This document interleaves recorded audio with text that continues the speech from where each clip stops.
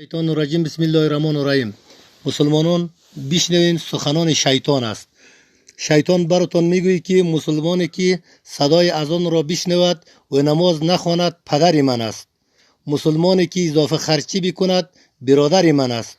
مسلمانی که از امام کرده پیش در رکوع و سجود برود پسر من است.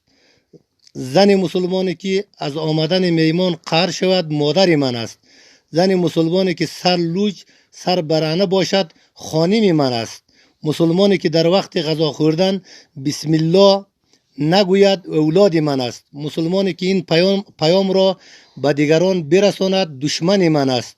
مسلمانی که این پیام را به دیگران نرساند دوست من است. حالا میبینم که چقدر دوست دارم یا دشمن دارم. فکر کنین مسلمانان که دوستش کی است دشمنش کی است. والله اعلم بالصواب.